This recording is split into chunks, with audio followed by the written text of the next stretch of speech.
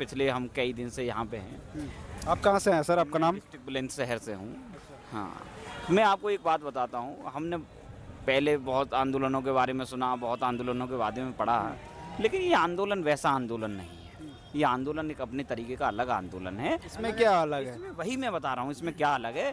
आज हम देख के बड़े हैरान हो गए कि जो भी हम बड़े हैरान हो गए कि जो भी व्यक्ति आ रहा है यहाँ पे अपने घर से, तो अगर उसके पास कुछ नहीं है, उसके पास 100 या 200 रुपए हैं, तो वो 10 फ्रूट रख के और वो जब आ रहा है, कोई आदमी आ रहा है तो वो 50 समोसे ले आ रहा है, कोई आदमी आ रहा है तो वो 10 चॉकलेट ले आ रहा है, कोई आदमी आ रहा है तो वो बीकानेर के कुछ ले आ रहा है, कोई आदमी आ रहा है तो एक लड़की, अभी मैंने एक आदमी से पता किया, वो यहाँ पे पिज़्ज़ा डिलीवरी बॉय था, पिज़्ज़ा बांट रहा था। तो मैंने उससे पूछा, मैंने कहा यार तुम तो डिलीवरी बॉय हो और डिलीवरी बॉय हो, मैंने कहा तुम्हारे लिए किसने, मतलब तुम यहाँ पिज़्ज़ा बांट रहे हो, तुम मतलब ऐसे कैसे?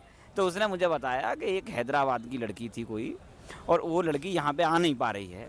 तो उसने मुझे ये मतलब कि मुझे उसने ऑर्डर किया कि आप वहाँ जाना और जाने के बाद वहाँ 200 पिज़्ज़ा मेरे नाम से बांट देना, और मतलब मेरे नाम से नहीं, मतलब वहाँ जाके खड़े हो जाना और गेट पे जाके बांट देना।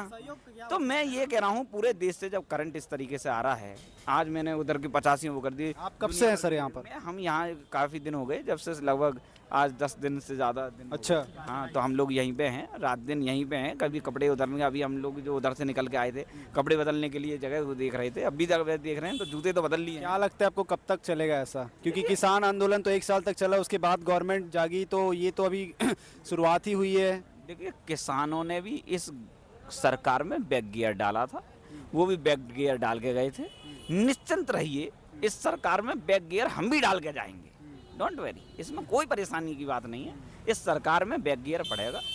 जो इस देश के एजुकेशन सिस्टम कोलैप्स हुआ है, उस कोलैप्स जो सिस्टम है उसमें जो खराबी आई है, उसे बिल्कुल सेटलमेंट करके जाएंगे। हम जो रिफॉर्म मांग रहे हैं वो रिफॉर्म पूरे होने चाहिए। हमारी आप रिफॉर्म क्या मांग रहे हैं? हाँ, वही बता रहे हैं, हमारी 3 सबसे पहली डिमांड है। फर्स्ट, कि जो एजुकेशन मिनिस्टर हैं उनका रेस्पॉन्सिबिलिटी है फेयर एग्जामिनेशन कराना, कंडक्ट कराना, वो नहीं करा पाए, उसकी वजह से पहले तो हम उनका रेसिग्नेशन मांग रहे हैं। दूसरा, नेशनल टेस्टिंग एजेंसी जो है, जो एग्जामिनेशन कंडक्ट कराती है, उसको हम ये कह रहे हैं कि इसको टर्मिनेट कर दिया जाए, क्योंकि ये बार बार इस काम को कर नहीं पा रही है। और थर्ड, हमारी जो मेन मोस्ट इम्पोर्टेंट डिमांड है वो ये है कि जो बच्चे 22 मरे हैं, 22-24 बच्चे जो मरे हैं, उनके लिए फेयर कंपनसेशन दिया जाए, उनकी फैमिली के लिए। ये हमारी 3 लेजिटिमेट डिमांड हैं अभी की।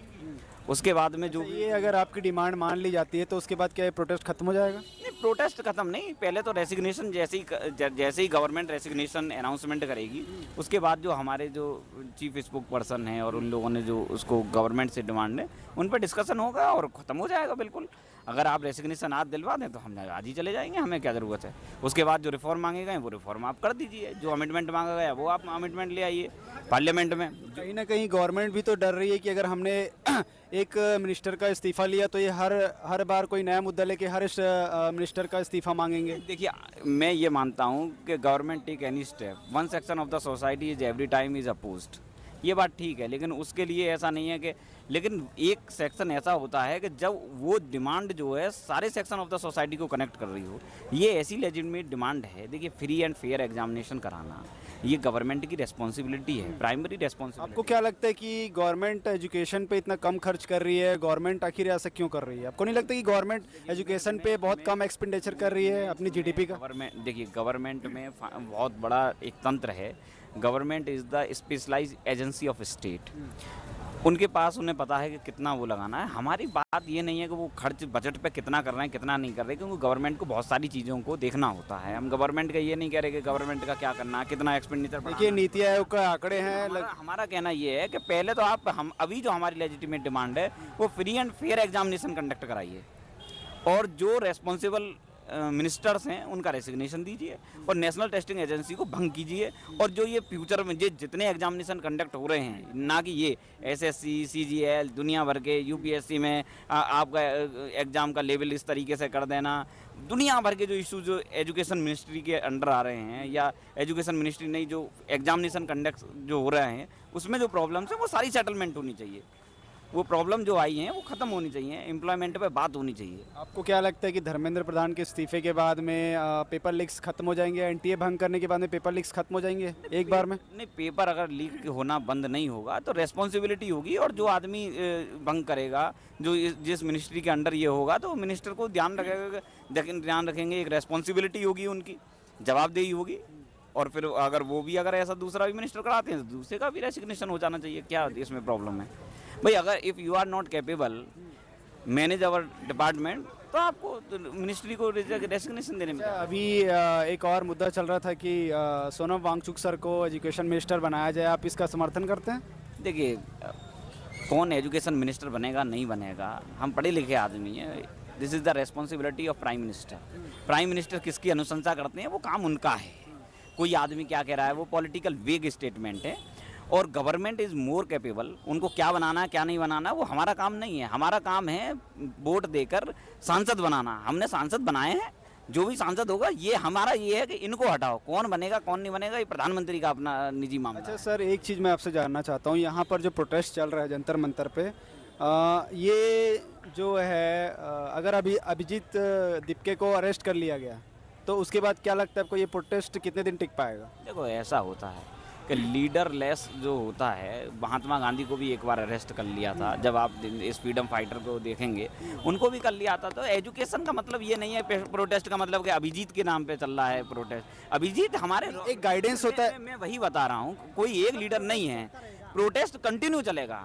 प्रोटेस्ट का मतलब ये नहीं है, प्रोटेस्ट का मतलब अभिजीत से ये नहीं है कि अभिजीत के वजह से या वो ये हमारी अपनी वजह से आए हैं। हम इस चीज़ वजह से आए हैं कि ये जो प्रॉब्लम जो एजुकेशन सिस्टम में जो खराबी आई है ये सेटलमेंट होनी चाहिए।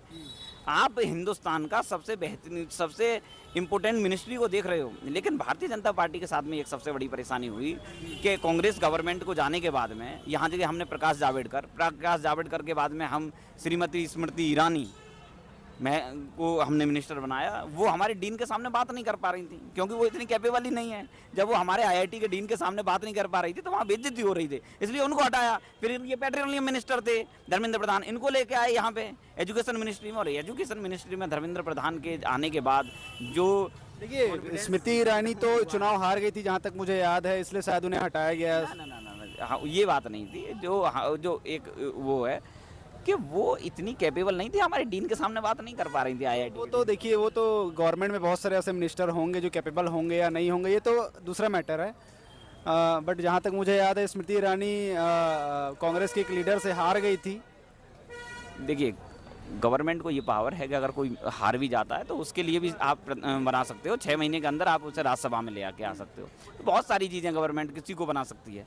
गवर्नमेंट चाहे तो आपको और मुझे भी। स्मृति ईरानी को एकदम से साइड लाइन कर दिया गया है, वो कहीं नज़र नहीं आ रही है। वो गवर्नमेंट का अपना पर्सनल मैटर है, हम उनके पर्सनल मैटर में क्यों जाएँ? वो उनका अपना व्यक्तिगत, किसको रखेंगे किसको नहीं। सर, एक चीज़ मैं आपसे जानना चाह रहा हूँ, यहाँ पर पिछले बार जो 2011 में जो प्रोटेस्ट हुआ था, बहुत मैसिव प्रोटेस्ट था यहीं जंतर मंतर पे। वहाँ पे काफ़ी अपने एक्टर्स और पॉलिटिशियन सपोर्ट कर रहे थे, बट इस बार उस लेवल का सपोर्ट उनसे नहीं मिल पा रहा। आपको क्या लगता है कि ऐसा क्यों है? देखिए, उनका क्या है उनका क्या नहीं है, हो सकता है क्योंकि उनकी भी एक फ़ैन फॉलोइंग होती है। हम इस प्रोटेस्ट से अपनी वजह से जुड़े हैं। कौन जुड़ रहा है कौन नहीं जुड़ रहा वो उस व्यक्ति का अपना व्यक्तिगत मामला है। देखो, ये प्रोटेस्ट चल रहा है ना भाई, जिन जिनको प्रॉब्लम है वो आ रहे हैं। हमें प्रॉब्लम नहीं है कि ये बंदा हमारे साथ जुड़ना चाहिए, ये बंदा हमारे साथ, ये नेता हमारे साथ जुड़ना चाहिए। हमें प्रॉब्लम नहीं है, जो जुड़ रहा है भाई हमारा बंदा, बस यही कहना है। किसी के जुड़ने से किसी के ना जुड़ने से कोई फर्क नहीं। एक नाखुशी या एक डिसएग्रीमेंट या फिर एक नाराज़गी? डिसएग्रीमेंट नहीं, उन सारे लोगों को जो एक्टर्स हैं उनको ये होगा कि भाई हो सकता है कि हमारी फिल्म बंद हो जाए। उनके आर्थिक डरे हुए हैं। मैं ये नहीं कह रहा हो सकता है क्योंकि जो गवर्नमेंट के जो लोग हैं, डिप्लोमेटिक आंसर दे रहे हो नहीं, अब आप डिप्लोमेटिक आंसर दे रहे हो। डिप्लोमेटिक आंसर नहीं, जो गवर्नमेंट के लोग हैं, जो गवर्नमेंट भी तो इलेक्टेड गवर्नमेंट है ना, जनता के द्वारा जो चुनी हुई सरकार है। आपको क्या लगता है वो लोग क्यों जो है वो उनकी फिल्म ना देखी तो उनके लिए तो आर्थिक नुकसान हो जाएगा। हमें तो कोई आर्थिक नुकसान होने वाला नहीं है क्योंकि मैक्सिमम जितना नुकसान होना था वो तो हमारा हो चुका है एजुकेशन सिस्टम के कोलैप्स होने से। तो हमारे पास खोने को कुछ है नहीं और उनके पास खोने को बहुत कुछ है, इसलिए वो नहीं आ रहे। चलिए, आपसे बहुत अच्छा लगा बात करके सर, आपका थैंक यू। आपका नाम क्या है भैया?